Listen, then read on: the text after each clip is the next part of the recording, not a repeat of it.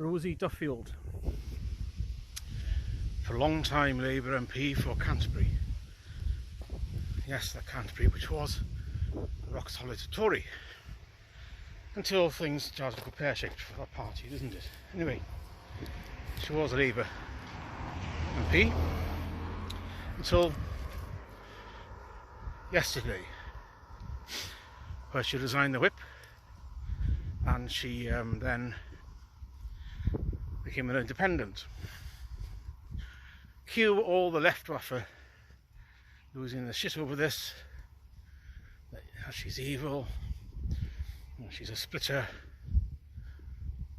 Same as what the right did when, of course, Tory MPs left. But then again, if any party crosses in either direction, unless it's to reform, if they cross between the Unity Party, it just goes to show that they are part of the Unity Party, and it is a Unity Party, because the Unity Party is the Unity Party, literally. So, the left waffer, mainly the purple-haired freaks with the septum piercings, they're the ones who are, and James O'Brien, they're the ones who are not happy, shall we say. Apparently when an MP either resigns a whip or joins another party, there should be an immediate by-election, because the people voted that person in under false pretences and all that. Okay? So, except when a Tory MPs, two of them, one in April and one in May, joined Labour instead and became Labour MPs up until the general election. Silence from the shitlips and the left waffer, other than to congratulate. Oh no, we don't need a by-election for that. You only need a by-election when somebody leaves Labour, not the other way around, because we can't be hypocrites otherwise, can we? So, Rosie Duffield, she has history, let's say, with Starmer. Lots of history. Starmer. August 2020, she said that only women have a cervix, and cue the thermonuclear detonation afterwards. Starmer said, our PM said that this was something that she shouldn't have said, and those words were wrong.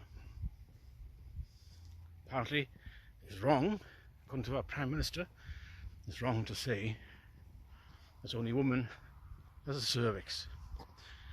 And then she went on to say things like a lot of, actually mostly, that the troons are mostly blokes in wigs, heterosexual blokes in wigs, wanting to cosplay as a woman. And again, she got reported, and again on disciplinary action, and again, and so on and so on and so on and so on and so on. So Starmer threw her under the bus, because she, like Rowling and anyone sane, believes that biological sex is immutable, and that most of the people, men, it has to be said, heterosexual man cosplaying, sticking on a dress and a wig and thinking, I'm a woman. Yeah, it doesn't work like that, does it? So, the other thing that she got into trouble for, that she didn't back down over this, of course, and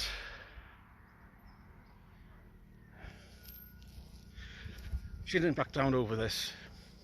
She did issue some sort of apology, but as enough was enough. She abstained on the winter fuel allowance vote, of course, because of the authoritarianism of Labour.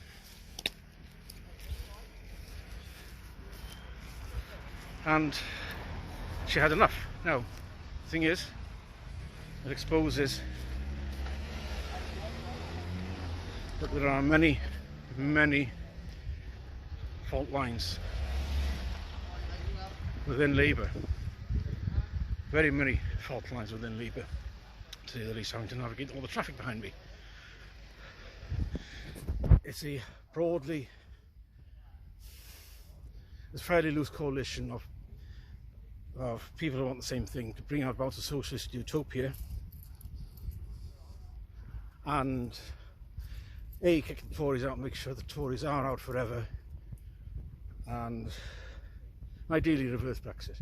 Those are the three broad coalitions they have, the things that they have mostly in common, those say.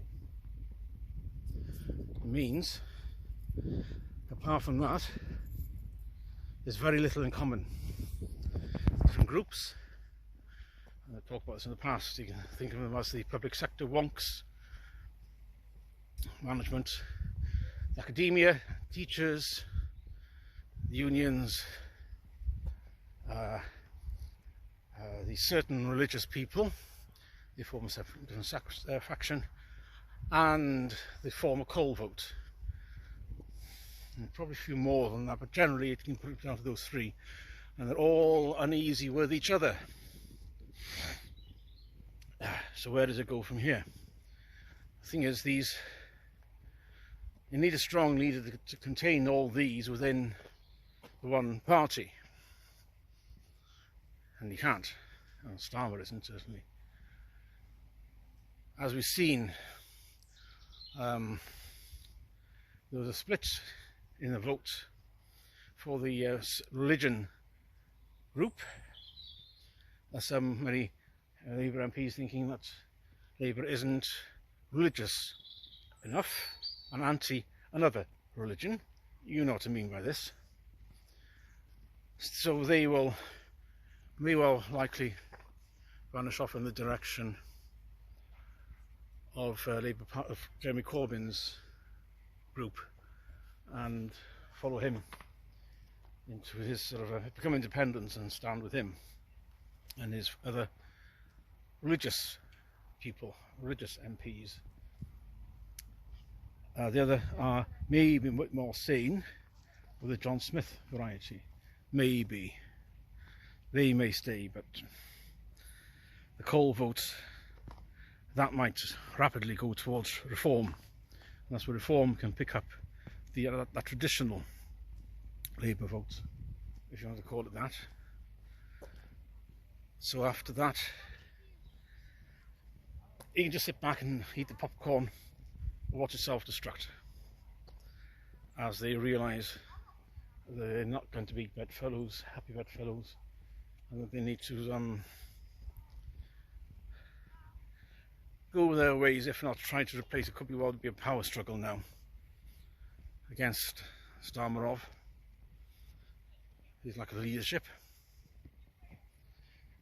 to try to oust him in favour of somebody either more religious or more shitlib, purple-haired, septum-piercing freak socialist,